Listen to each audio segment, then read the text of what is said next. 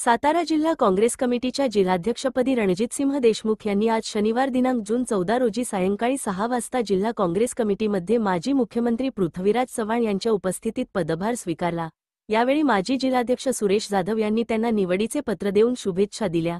येणाऱ्या स्थानिक स्वराज्याच्या निवडणुकीसाठी महाविकास आघाडीच्या माध्यमातून लवकरच बैठक घेणार आहे अशी माहिती यावेळी माजी मुख्यमंत्री पृथ्वीराज चव्हाण यांनी दिली। तर नवनिर्वाचित जिल्हाध्यक्ष रणजितसिंह देशमुख यांनी जिल्ह्यात यशवंत विचाराचे राजकारण भविष्यात करणार आहे अशी ग्वाही दिली।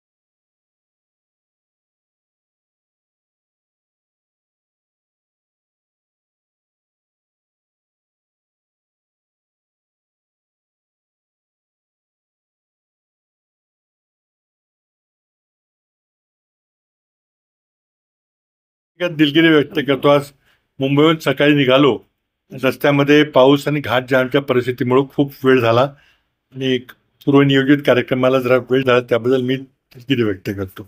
आत्ताच आम्ही सातारा जिल्हा काँग्रेस कमिटीच्या नूतन जिल्हाध्यक्षपदी मावळते अध्यक्ष डॉक्टर सुरेश जाधव आणि माझ्या उपस्थितीमध्ये आमचे नूतन अध्यक्ष सन्माननीय रणजितसिंहजी देशमुख त्यांना पदभार सोपवलेला आहे आणि त्यांना जुन्या मावळत्या अध्यक्षांनी आणि मी दोघांनी मिळून अध्यक्षपदाच्या खुर्चीपर्यंत नेऊन त्यांना खुर्चीमध्ये बसवलेलं आहे।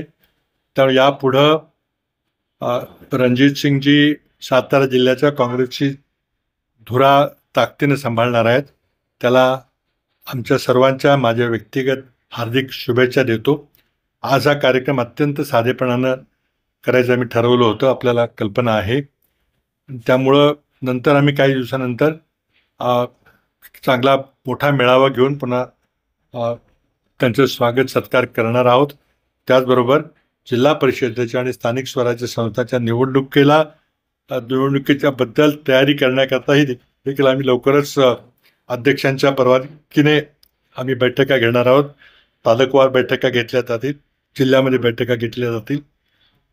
आपण इथं सर्व आल्याबद्दल आपले धन्यवाद व्यक्त करतो। मी थोडा आमचा कार्यकारिणीच्या समोरचा कार्यक्रम करून पुन्हा येऊ, आपल्याला काही बोलायचं असेल तर आपण बोलू। धन्यवाद। बोला, काम चांगलं।